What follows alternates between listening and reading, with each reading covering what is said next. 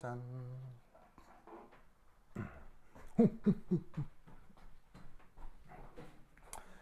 자, 여기 보시면 온도, 압력 그래프가 나와 있거든요. 보이세요?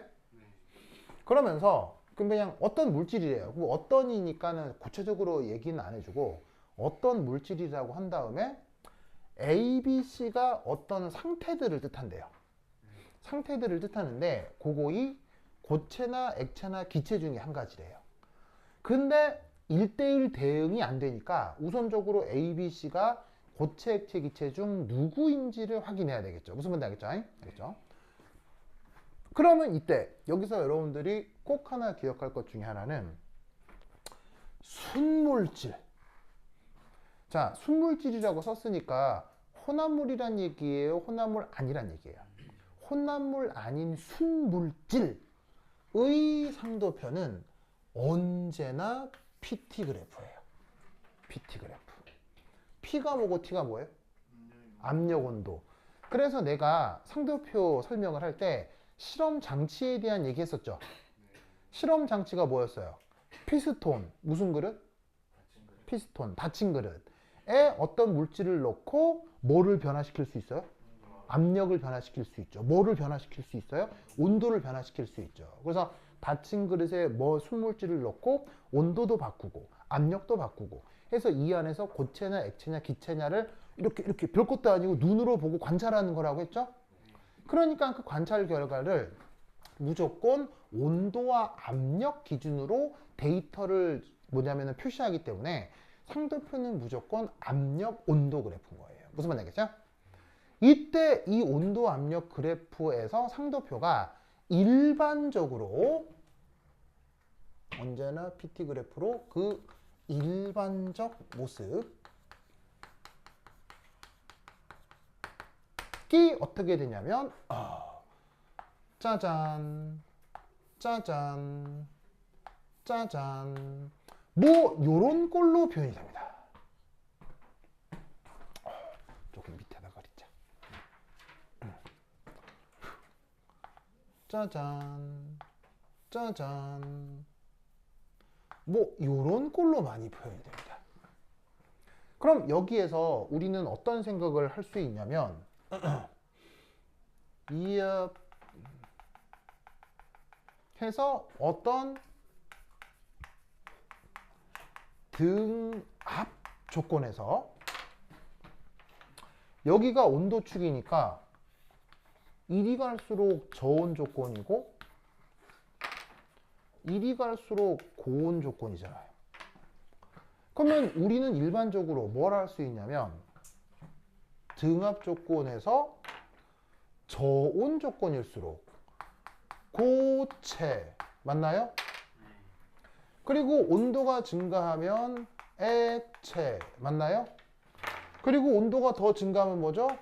기체라는 것을 알 수 있다 이런 말이지. 뭔 말인지 아시겠죠? 알겠죠? 그렇죠? 그래서 보통은 이런 식으로 판단을 하는 건데 여기에 있는 Y축의 압력 그리고 X축의 온도 보이세요? 요거를 이압하고 역함수로 그려놓은 거예요. 무슨 말인지 알겠죠? 즉 여기에 있는 X축과 Y축을 이압 바꿔서 그려놓은 게 지금 요 그림이다 이런 말이죠. 뭔 말인지 아시겠죠? 그렇죠? 그래서 이때 여기에 있는 요 구간이 지금 여기서 보시면 여기서 보면 바로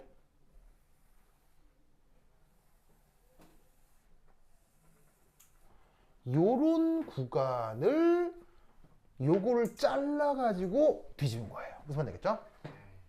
요거를 잘라서 뒤집은 거예요. 그래서 문제에서 보시면 상평형 일부라고 돼 있잖아요. 상평형 일부니까 보시다시피 이 부분을 잘라서 올려 붙인 거다 라고 생각하면 된다 이런 말이죠. 아시겠죠? 그러면 여기서도 똑같이 어떤 해석을 하는 게 편하냐면 등압 조건에서 저온이면 고체, 고온이면 액체, 그리고 액체, 조금 더 고온이면 기체 듯이 여기서도 어떻게 해석을 하느냐? 바로 이런 보조선을 하나 띠띠띠띠띠 그리는 거예요. 무슨 말인지 알겠죠? 가상적으로 띠띠띠띠 그린 다음에 여기가 어떤 등압선이다. 그럼 이 등압선에 대해서 위로 올라갈수록 고온, 아래로 내려갈수록 뭐예요? 저온. 맞나요? 그러면 등압 조건에서 저온이면 누구예요? 등압 조건에서 저온이면 누구예요? 고체. 온도 좀 올라가면 액체. 더 올라가면 기체. 되십니까? 이런 식으로 판단을 하면 된다. 이런 말이죠. 아시겠죠? 그럼 여기서 이미 판단이 됐네요. 오! C는 무슨 상태? C는 어느 영역에 있는 거? C는 고체 영역에 있죠. B는 어떤 영역에 있어요? 액체에 있고 A는 기체 영역에 있고. 그래서 이렇게 우선 판단을 해야 그 다음 뭐가 나오게 되겠죠. 그래서 이렇게 생각을 해주시면 되겠습니다. 오케이, 됐다. 자, 그럼 우선 여기에서 문제에 P1에서 BP를 물었습니다. 보이세요? P1에서 BP. 자, 여러분, BP 뜻이 뭐임? 끓는 점이잖아. 끓는 점은 어떤 상태와 어떤 상태가 경천하는 거죠? 끓는 점은 바로 액체와 기체의 공천. 맞죠? 그럼 이때 액체하고 기체가 공천. 이게 노란색 써볼까요? 노란색. 액체와 기체 공천. 그러면 여기 액체, 여기 기체. 오, 공천이면 무슨 곡선? 요 곡선. 보이시죠? 그러니까 요 위에 있는 이 곡선이 무슨 곡선이다? BP 곡선인 거야. 됐죠? 그렇다면 압력 P1에서 끓는 점, 압력 P1에서 끓는 점 뭐예요? T1. 알겠죠? 됐죠? 그래서 선택지 기억은 됐고요. 자, 그 다음. 자, 그 다음은 두 번째 2. 자, 두 번째 2서 보시면 녹는 점은 외부 압력 P1에서가 외부 압력 P2에서 크다. 자, 그럼 이제 보시다시피 녹는 점 비교. 어디? between 압력 P1과 압력 P2.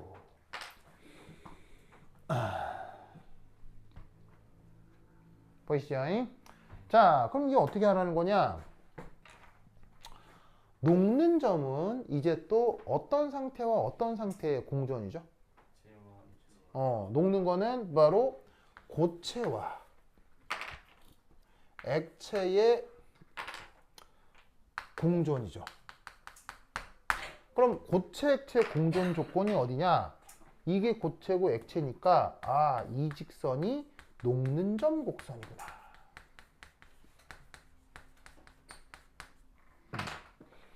녹는 점 곡선이구나. 그렇다면 압력 P1에서 녹는 점이 어디냐? 예를 들어서 여기. 그리고 P2에서 녹는 점이 어디냐? 여기. 이 둘의 대소 비교라는 거죠. 그러면 어디가 더 크고 어디가 더 작나요? P2에서가 더 클 수밖에 없죠. 그래서 이쪽이 더 큰가 보다. 알겠죠? 그러니까 말 그대로 그래프에 있는 정보를 읽어주시면 됩니다. 그 다음 디귿. 아이고, 이건 니은. 그 다음 디귿. 자, 디귿은 뭐냐면 P2에서 B가 C로 변하는 거죠.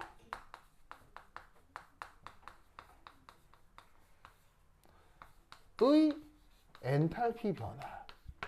요거 어떻게 되는지 묻고 있네요. 자, 그러면 B가 뭐고 C가 뭐인지를 봐야 되는데 B가 액체고요.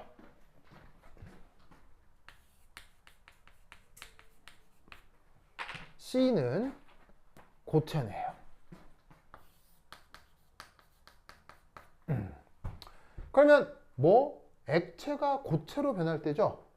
그럼 이건 뭐 P1이건 P2건 뭐가 됐건 액체가 고체로 되는 과정은 발열, 흡열 뭐예요? 액체가 고체가 되는 과정은 발열이죠. 발열을 엔탈피로 표현하면 음수다. 됐죠? 이렇게 판단해 주시면 됩니다. 그리고 선택지 리을.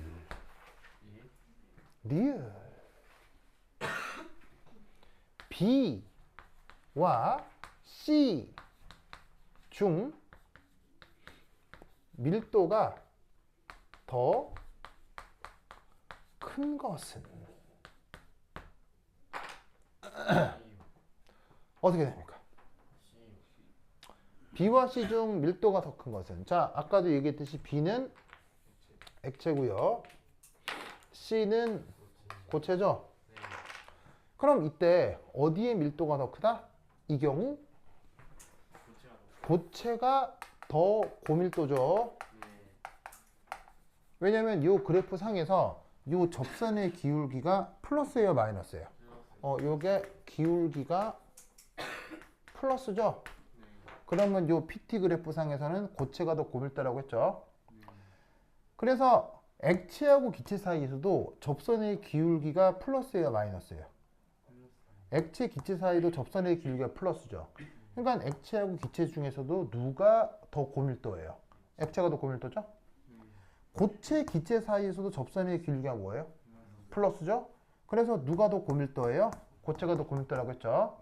그래서 지금 요 기울기가 뭐를 반영하는 거냐면 요걸 반영하는 거기 때문에 요 상황이 여기이고, 그러니 이 경우 액체보다 고체가 더 고밀도다 라고 판단하면 된다고요. 알겠죠? 그래서 이제 그런 논리를 물을 수도 있는데 요 리을 선택지는 나오진 않았으나 누구나 충분히 고려하고 문제로 내볼 수 있습니다. 알겠죠? 요거 꼭 기억해 두시기 바랍니다. 오케이, 자다. 자, 그다음 우선 이제 상도표에 대해 기초적인 것들을 한번 풀어봤거든요.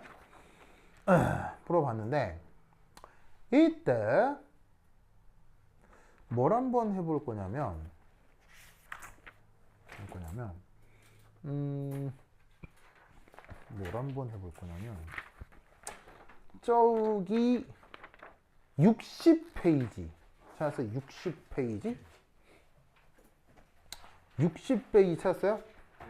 60페이지에 연습문제 34번이라고 있는데 찾았습니까? 60페이지 연습문제 34번 찾았죠? 그거 해볼 거예요. 자, 내 칠판에 지우는 동안 한번 트라이 봅니다. 시작! 그래요.